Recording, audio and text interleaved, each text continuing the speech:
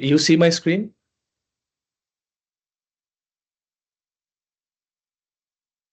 Ron, Jeff, you guys see my screen? Okay.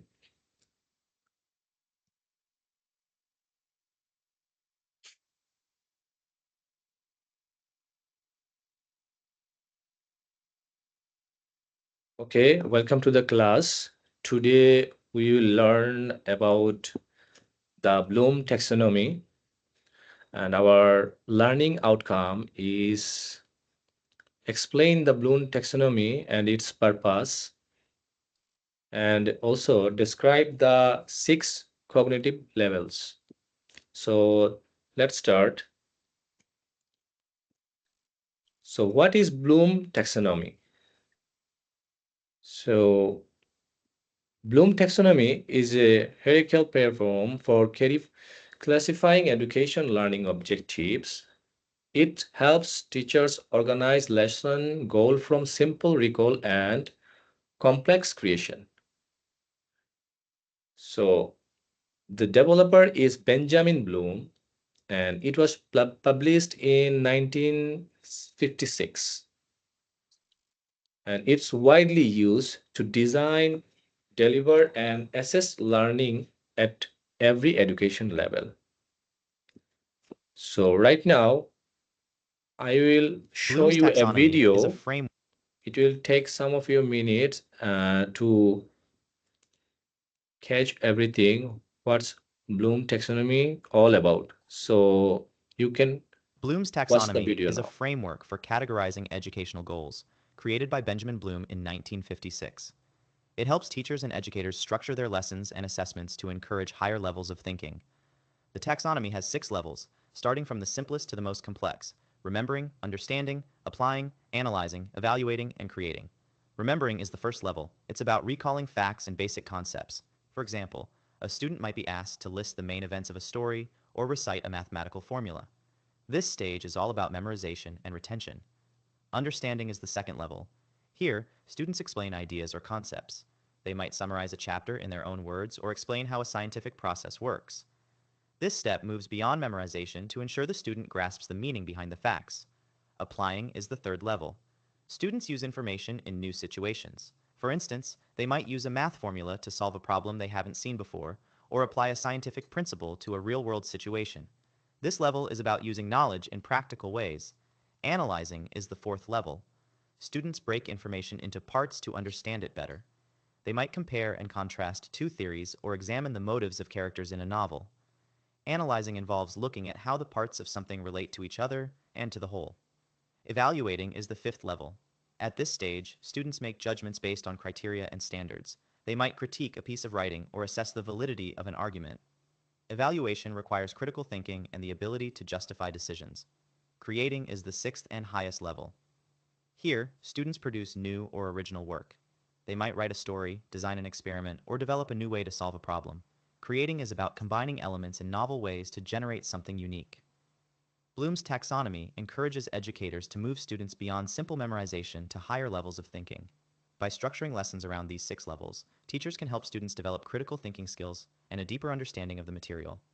This approach ensures that education isn't just about remembering facts, but about using knowledge in meaningful and creative ways. For example, in a history class, a teacher might start by having students memorize key dates and events, remembering. Next, they might ask students to explain the causes of these events, understanding. Then, students could apply this knowledge by discussing how these events might have unfolded differently under different circumstances, applying. They might then analyze different historical sources to understand various perspectives on the events, analyzing.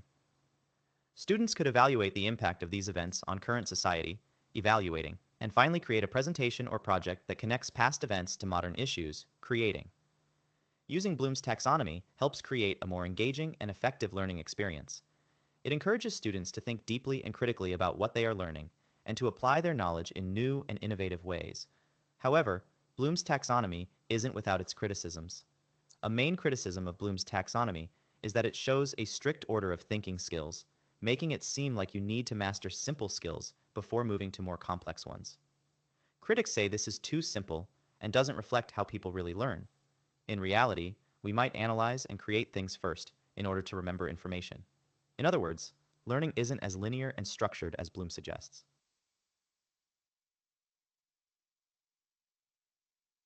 Okay, so in this video, I think we cover Bloom taxonomy.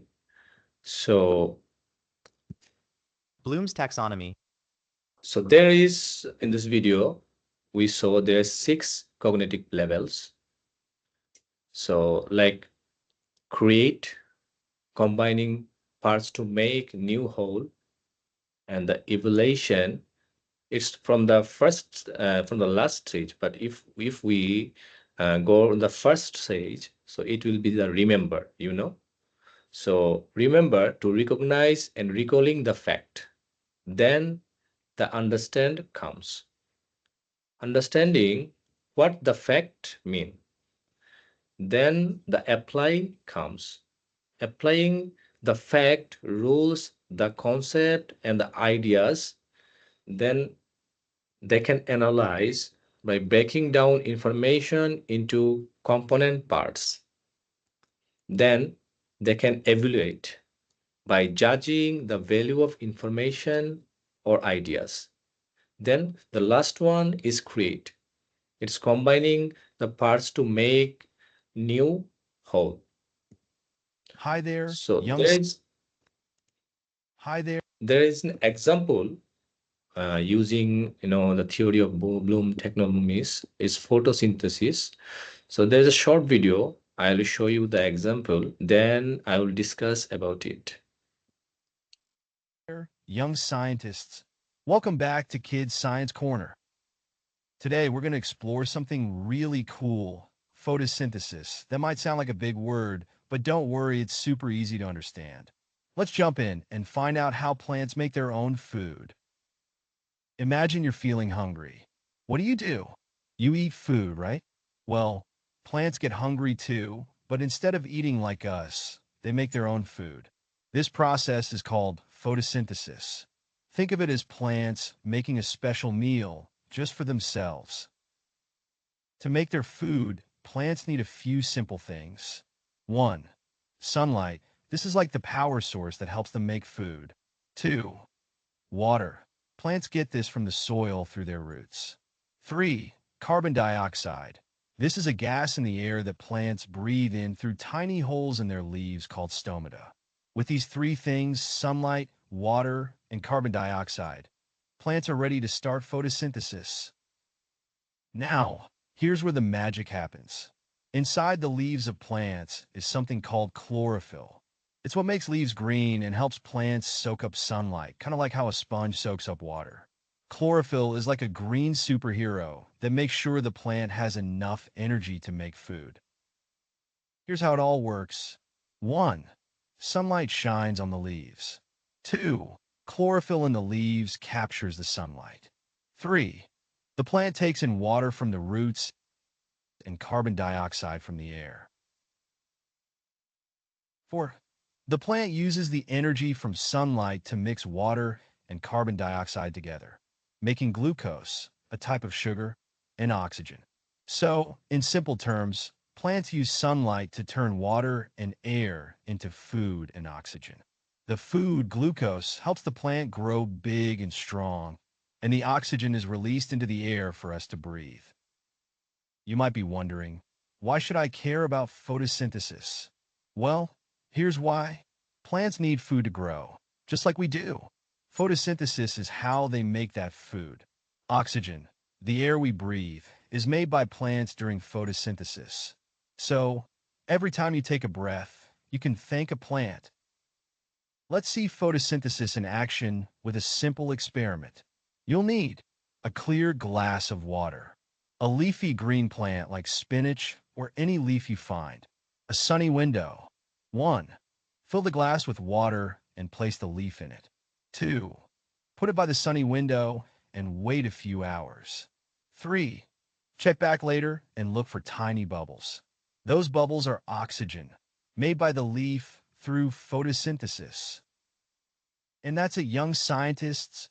Photosynthesis is how plants make their own food and give us the oxygen we need to live. Isn't that awesome? Next time you see a plant, remember the amazing work it's doing. Thanks for joining Kids Science Corner on this magnificent adventure. Don't forget to share this video with your friends and subscribe our channel for more fun learning.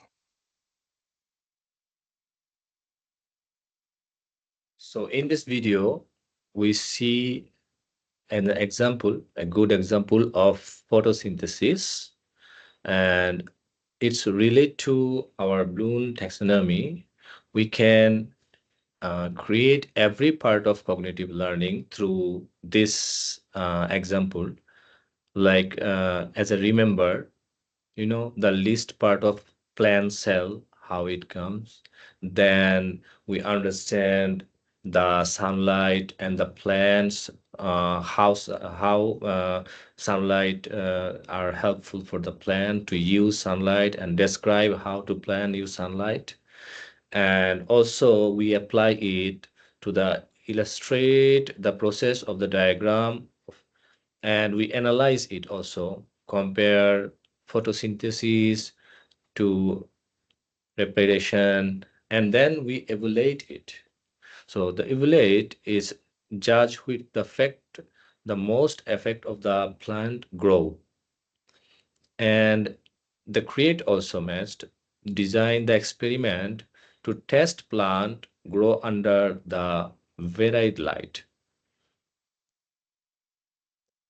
So the interactive activities after the class, you can practice and take one of your topic lesson. I'll not give you the task right now. If I do this, it will take lots of time. So I need to cover it within 20 minutes. So after the class, you can take one of your lesson and try learning the objectives of the Bloom 6 level and share your opinion, the feedback with make a group and then individually also. So what's the recap? Using this Bloom taxonomy, make lesson planning structure progressive and challenging for all learners, for the all student. It ensures student move beyond memorize toward true understanding the creativity. And to using the Bloom taxonomy, what's improved to our lesson plan? We can say clarifies learning object with a specific actionable verb, and organize lesson from basic recall to complex the student thinking skill, and also align the assessment with intent cognitive skill levels, and also encourage the method of different thinking between student and also the teachers, and also support the differentiation by the task given to the student ability, and also promote the critical thinking and creativity. So after this lesson, you can ensure your structure, your progressive and inclusiveness also. So I think today class, I covered all of them.